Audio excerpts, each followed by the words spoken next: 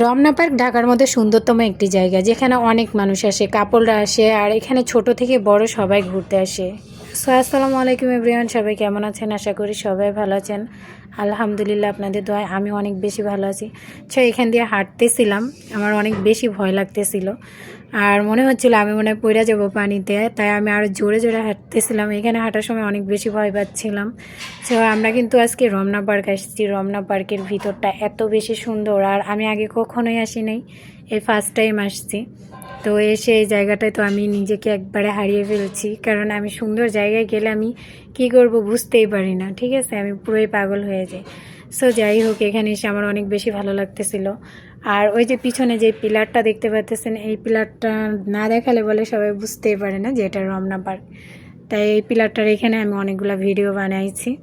So এখানে আমি অনেক ভিডিও বানাচ্ছিলাম, অনেক দুষ্টামি করতেছিলাম, আর এত পরিমাণে রোদ ছিল, তারপরও আমি এখানে ভিডিও বানাচ্ছি। আপনারাও দেখতেই পাচ্ছেন, এত রোদ বলার মতো ছিল না, কিন্তু অনেক খুশি ছিলাম।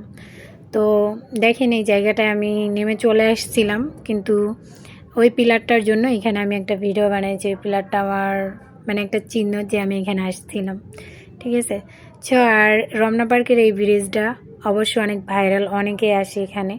ভাইরাল এই ব্রিজে অনেকে ভিডিও করে ভাইরাল হয়ে গেছে। সো এখানেও আমি আসছি, আসার পরে এখানে কয়েকটা ভিডিও বানিয়েছি। আর এখানে অনেক পরিমাণের মানুষ ছিল, যে মানুষের কারণে মানে হাঁটার মতো ছিল না। যাই হোক, একটু যখনই ফাঁকা পেয়েছি তখনই ভিডিও বানিয়ে নিয়েছি। তো এখানে আমি ভিডিও করতেছিলাম, মানে আমার হাতে মোবাইলটা নিয়েছিলাম, কারণ এটা আমার ফোন ছিল, পুরান ফোনটা, নতুন ফোন তখন ছিল না। তাই পুরনো ফোন দিয়ে মানে ভালো ভিডিও হচ্ছিল না, আর ফোনে চার্জও ছিল না সেরকম একটা। তো বেশি একটা ভিডিও বানাইতে পারি না, আর আমরা জানতামও না যে আমরা পার্কে যাব, হঠাৎ করেই চলে আসছি। এখানে এই যে গাছের উপরে উঠছে, আমি গাছে উঠে দুষ্টামি করতেছিলাম গাছের মধ্যে। এখান থেকে অনেকেই ভিডিও বানালো, তো আমার মনে হলো আমি একটু উঠি, আমিও কয়েকটা ভিডিও বানাই। আর আমি তো গাছে উঠতে পারি, যেহেতু আমি গ্রামের মেয়ে, অনেক ভালো লাগছিলো। এখানে আমরা চলে যাব, তাই রেডি হচ্ছি। মানে আমাদের সাথে যে মানুষগুলা আসছে, সেই মানুষগুলো আরেক দিকে, আমি আরেক দিকে। তো তাদের জন্য ওয়েট করতেছিলাম যে তারা আসলে একসঙ্গে চলে যাব। তো রোদে আমার অবস্থা একেবারেই খারাপ হয়ে গেছিলো, আমার চেহারা পুরাই চেঞ্জ হয়ে গেছিলো। সো আমার আর হাঁটতে ইচ্ছে করতেছিল না, আমি পুরাই ক্লান্ত হয়ে গেছিলাম।